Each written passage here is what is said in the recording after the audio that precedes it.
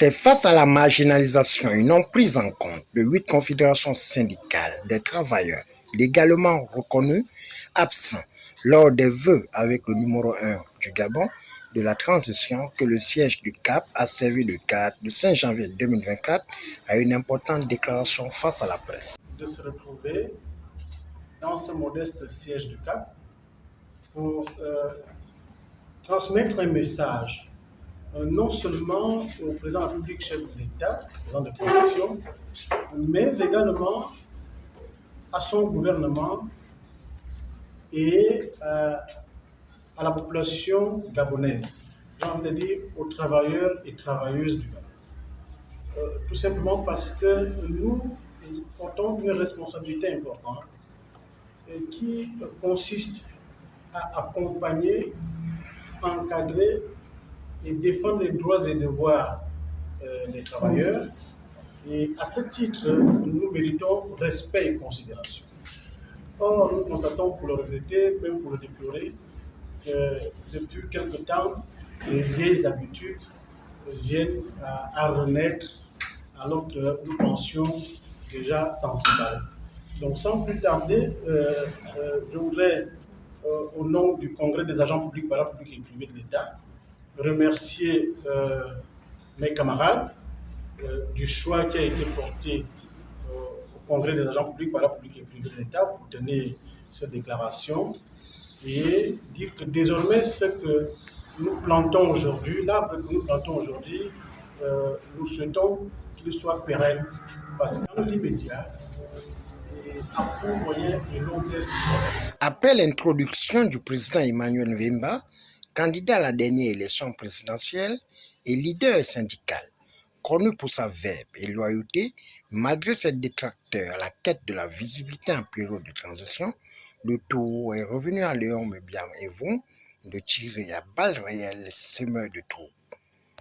Les travailleurs membres des confédérations syndicales dirigées par Léon Mebiam, président de l'NCTG, Étienne Moussavou, secrétaire général de la CGTFL, Emmanuel Mvemba, président du CAP, Claude Bernard Ntougué, président du CG, Aloïse Boumbine, président de la CDSA, Emar Kisengori, secrétaire général de la CSTG, Mbira Oboun Jean Chrysostome, président de l'ODESTRA.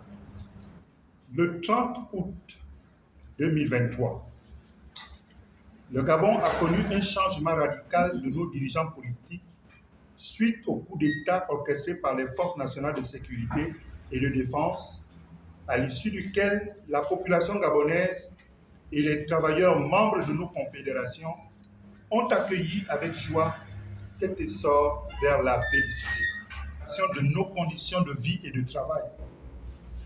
S'agissant principalement des organisations des travailleurs, le respect des normes nationales et internationales du travail par les hautes autorités de la République, partant de l'exécutif de la transition aux institutions de la transition mises en place.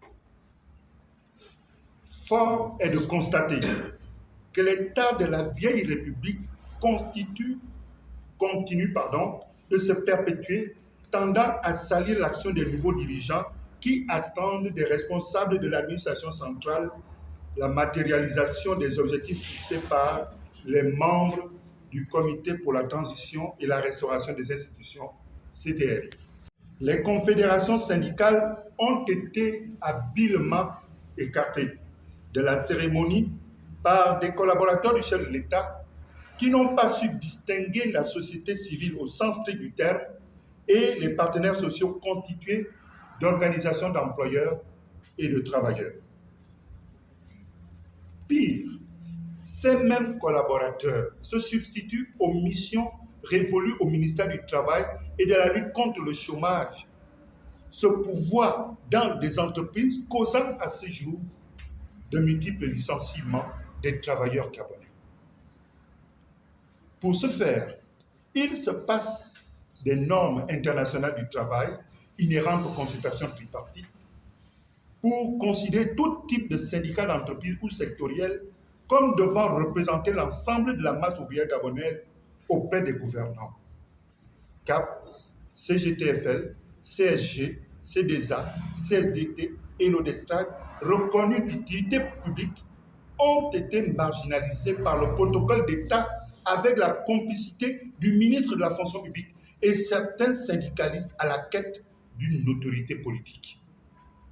Pour ne point prendre en compte, pour ne pas permettre que nos confédérations puissent participer à la cérémonie de présentation de vœux du nouvel an 2024 au président de la transition, président de la République, chef de l'État, le général de brigade Brice Clotaire Oligui Nguema, ce mercredi 4 janvier 2024. L'union, la normalisation et la dénonciation pour éclairer l'assistance a été en vitrine par le secrétaire général Étienne Moussavou et le président Léon Mébian et vont afin d'attirer l'attention du CTRI sur la différence entre du vrai syndicalisme et celui des mallettes. Le slogan du syndicat, c'est la solidarité. Le slogan du syndicat, c'est unis, nous sommes forts. Désunis, nous sommes faibles. Ça ne doit pas être un slogan creux. Et au syndicat, il y a plusieurs méthodes d'action. Nous sortons d'une intervention qui va produire dans les heures qui suivent, dans les jours qui suivent, des actions sur le terrain. Il ne s'agit pas ici d'actions politiques. Tant dans le mouvement ouvrier au Gabon que dans d'autres sphères associatives et administratives. Est-ce à dire que tous les promus de la transition, soient-ils des syndicalistes ou autres, sont des tonneaux vides? Loin de nous cette pensée, car c'est parfois une seule dame qui pourrit toute la bouche. Il nous revient d'exhorter les hautes autorités de la République à plus de vigilance, car plusieurs des collaborateurs des dirigeants qui ont Dieu que pour leur ventre sont prêts à nuire, vilipender toutes les valeurs qui se trouvent sur leur chemin. Pour notre part, le syndicalisme ne se limitant pas aux cérémonies officielles, nous retenons pour le regretter que les hautes autorités de la République ont fait le choix de nous marginaliser en privilégiant des fédérations syndicales et les syndicats d'entreprise de certaines administrations publiques et de certaines administrations publiques dans ce qui va être un dialogue social au Gabon demain. C'est vrai qu'on ne change pas du jour au lendemain, mais il y a encore des cas qu'il faut rectifier et c'est notre rôle de dénoncer ces choses. La dénonciation phare, c'est la confusion de la société civile au Gabon. Le président de la transition a reçu la Fédération des employeurs du Gabon, c'est-à-dire le patronat gabonais. Ce sont des partenaires sociaux. Le même président devait recevoir exceptionnellement, comme il a fait pour les employeurs, les confédérations syndicales. Mais on nous a associés à la société civile. Et c'est ce qui crée cette confusion totale. Je voudrais préciser qu'il existe une hiérarchie dans le Code du travail, dans les normes internationales du travail. La confédération qui confédère et qui rassemble les fédérations sectorielles. C'est le plus grand niveau du mouvement ouvrier. Après viennent les fédérations sectorielles. Et dans chaque fédération, il y a les syndicats d'entreprise. C'est à ce niveau, le plus bas, qu'évoluent les personnes physiques.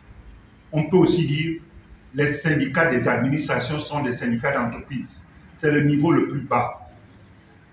Le fait pour l'État, une haute autorité de la République, de discuter avec un syndicat d'entreprise ou de l'administration est une violation de la liberté syndicale.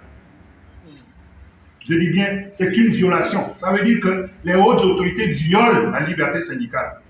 Pourquoi? Parce qu'en recevant le syndicat d'entreprise ou d'une administration, ce syndicat n'a plus besoin d'être dans une fédération, puisqu'il discute déjà avec la haute autorité. Elle n'a plus besoin d'être dans une confédération, puisqu'elle discute.